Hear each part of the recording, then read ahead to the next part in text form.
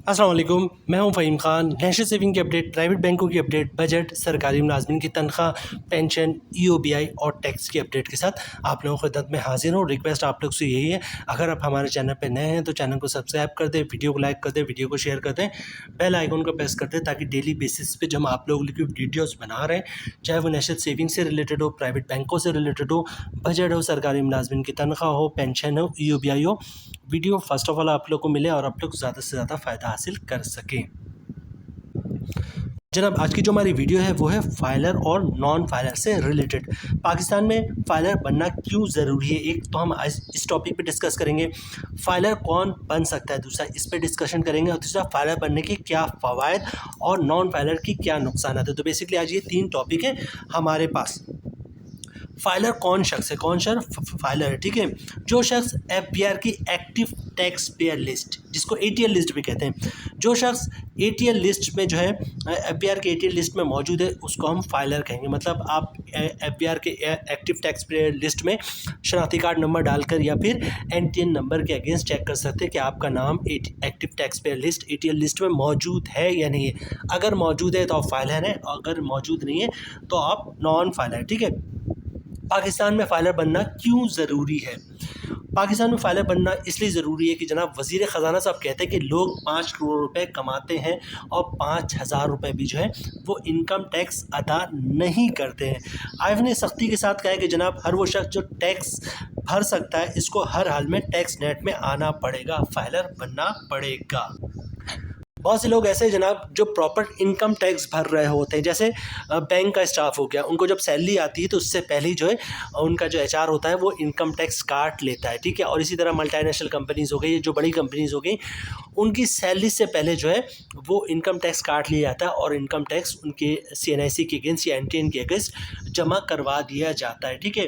तो बहुत से ऐसे लोग हैं जिनका जो प्रॉपर इनकम टैक्स भर रहे होते हैं, क्योंकि सैलरी जो आती है वो टैक्स कट कर ही आती है, लेकिन चूँकि वो इनकम टैक्स रिटर्न फाइल नहीं करते, एफबीआर की वेबसाइट पे जाके इनकम टैक्स ना फाइल करते हैं, रिटर्न ना फाइल करते हैं, ना किसी लॉयर से इनकम टैक्स रिटर्न फाइल करवाते हैं, तो इसकी वजह से जो है उनका नाम जो है वो नॉन फाइलर में आता है और फाइलर के जितना भी बेनिफिट है वो उनको नहीं मिलता। जबकि प्रॉपर टैक्स जो है वो बैंक के एम्प्लॉयज़ हो गया या मल्टीनेशनल कंपनीज़ हो गया या शिपिंग कंपनीज़ वगैरह हो गए, जिन पे जो कंपनीज टैक्स काट के जो है आपको सैलरीज देती हैं, अच्छा प्रॉपर टैक्स भर रहे होते हैं लेकिन टैक्स रिटर्न फाइल नहीं करते, जिसकी वजह से उनका टर्म टैक्स पेयर में लिस्ट में नहीं है और वो टैक्स फाइलर का बेनिफिट नहीं उठा सकते और हर जगह डबल और ट्रिपल टैक्स भर रहे होते हैं। अच्छा, जो लोग 6 लाख या 6 लाख से कम सालाना कमाते हैं, इन पर जो है इनकम टैक्स नहीं है। 6 लाख या 6 लाख से कम सालाना कमाते हैं, इन पर इनकम टैक्स नहीं है, ठीक है।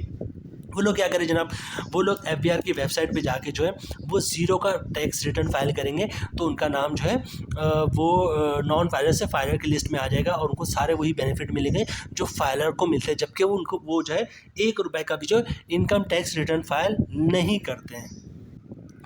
कॉलेज और यूनिवर्सिटीज़ के जो स्टूडेंट्स होते हैं वो बासानी ज़ीरो का टैक्स रिटर्न फाइल कर सकते हैं, ठीक है। इसका फ़ायदा ये होगा जनाब कि जिस तरह की कंडीशन है कि 100 रुपये का बैलेंस करवाने का नॉन फाइलर को जो है वो 10 रुपये का बैलेंस आएगा और 90 रुपये का टैक्स कट जाएगा। जो यूनिवर्सिटी के कॉलेज के स्टूडेंट जिनके शनाख्ती कार्ड बन चुके हैं उनको फ़ौरन जो है वो ज़ीरो का टैक्स रिटर्न फाइल कर देना चाहिए ताकि नाम उनका जो है फाइलर में आ जाए, और अगर वो बैलेंस वगैरह लोड करवाते हैं 1 जुलाई के बाद तो 100 रुपये के लोड पर जो है वो 10 रुपये का लोड आएगा, 90 रुपये टैक्स कट जाएगा, तो इससे बच सकते हैं।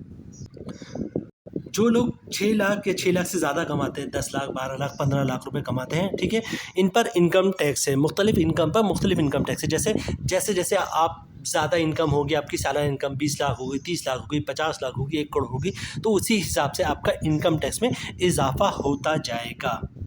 अच्छा, इनकम टैक्स रिटर्न फाइल होता है कि जनाब आपने एफबीआर को बताना होता है कि जनाब आपकी सालाना इनकम इतनी है और आपने इतनी इनकम पर इतना टैक्स भरा है, ठीक है।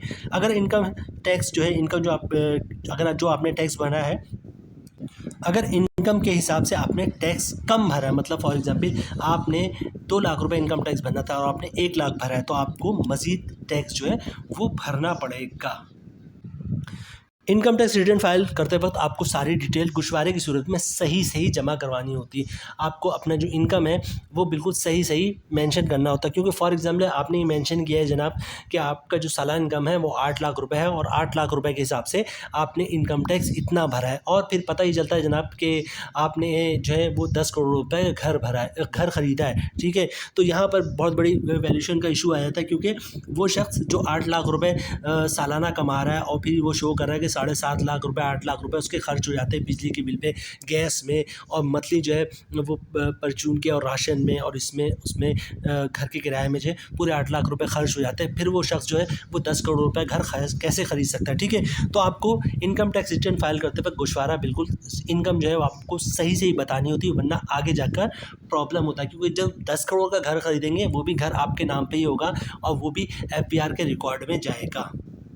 नॉन फाइलर पे जनाब हुकूमत ने एफबीआई ने बहुत ज़्यादा सख्ती कर दी है। नॉन फाइलर अगर बैंक में पैसे रखता है सेविंग की नीयत से, मतलब सेविंग सर्टिफिकेट्स ले लिया, टीडीआर बुक करवा लें जनाब, तो उस पर पहले जो है 1 लाख का अगर प्रॉफिट आता था तो उस पर 30,000 रुपये इनकम टैक्स लगता था, ठीक है।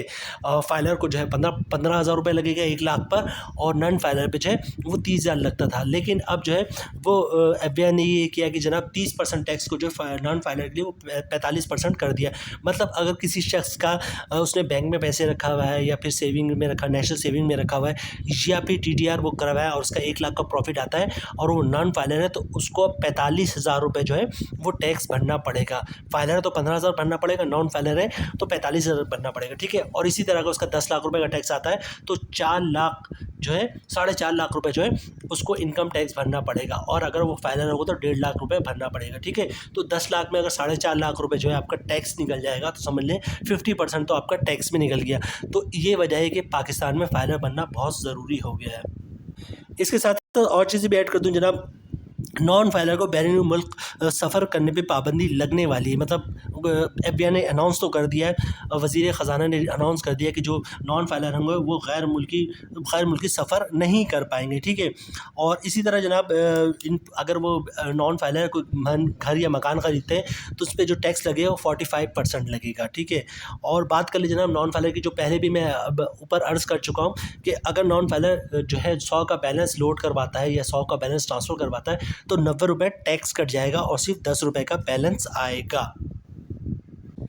अच्छा, इसी तरह बैंकिंग ट्रांजैक्शन की बात कर लें तो अगर आप फाइलर हैं तो आपको किसी टाइप का कोई विद होल्डिंग टैक्स चार्ज नहीं होता किसी भी टाइप के बैंकिंग ट्रांजैक्शन पे। लेकिन आप नॉन फाइलर हैं, ठीक है, तो अभी करंटली ये है कि जनाब अगर कोई नॉन फाइलर कैश पैसे निकलवाता है 50,000 से ज़्यादा, भले से 1 रुपये ज़्यादा हो, तो उस पर 1 लाख पे 600 रुपये के हिसाब से विद होल्डिंग टैक्स चार्ज होता है 30 जून तक। लेकिन एफबीआई ने इसको बढ़ा दिया, 50% इसमें इजाफा कर दिया। अब होगा ये कि जनाब अगर कोई शख्स जो है, अगर कोई नॉन फाइलर 50,000 से ज़्यादा कैश पैसे निकलवाता है या ATM से निकलवाता है या फिर क्रेडिट कार्ड से निकलवाता है तो उस पर विथहोल्डिंग टैक्स पहले 600 रुपये के हिसाब से चार्ज होता था 1 लाख पे, अब 900 रुपये के हिसाब से चार्ज होगा। तकरीबन पूरा 50% का इसमें इजाफा किया गया है। पाकिस्तान में फाइलर बनना बहुत ही आसान है जनाब। जो भी लॉयर हैं जो इनकम टैक्स रिटर्न फाइल करते हैं इनके पास आपने अपने डॉक्यूमेंट्स देने हैं। डॉक्यूमेंट्स क्या देने हैं? आपको अपनी सैलरी की स्लिप देनी होती है, ठीक है। उसके अलावा वो आपसे बिजली और पानी गैस वगैरह की डिटेल्स मांगते हैं ताकि वो गोशवारे में जमा करवा सके, ठीक है। गाड़ी तो गाड़ी की डिटेल मांग लेंगे आपसे, आपके नाम पर घर है तो उसकी डिटेल्स मांग लेंगे, कितना कैश है, कितना कौन सा बैंक अकाउंट है, कितने कैश पड़े हैं, कितनी सैलरी आती है और आपका जो मंथली सैलरी कितनी आती है, मंथली एक्सपेंस कितना है, ये सारी चीज़ें आपको उनको बतानी होती है, ठीक है। और फिर वो आपका टैक्स रिटर्न फाइल कर देते हैं। एनटीएन भी वही बनवा देते हैं जनाब जो लॉयर हैं, ठीक है। और इसके अलावा 3,000 से 5,000 तक जो है मुख्तलिफ रेट है, कोई 3,000 ले रहा है, कोई 4,000 ले रहा है, कोई 5,000 ले रहा है, ठीक है। और बसानी जो है वो इनकम टैक्स रिटर्न फाइल रहता है। नॉर्मल पब्लिक भी जो है, कुछ लोग ऐसे हैं जिनको इतना बहुत ज़्यादा एक्सपर्ट इस फील्ड में, और वो लोग भी जो है वो इनकम टैक्स रिटर्न फाइल कर देते हैं 1,000, 1,500, 2,000 तक जो है वो फाइल कर देते हैं। लेकिन चूँकि आप फर्स्ट टाइम फाइल करवा रहे हैं इनकम टैक्स रिटर्न, तो मैं आपसे कहूँगा कि जनाब आप जो है वो किसी लॉयर के ज़रिए जो है इनकम टैक्स रिटर्न फाइल करें।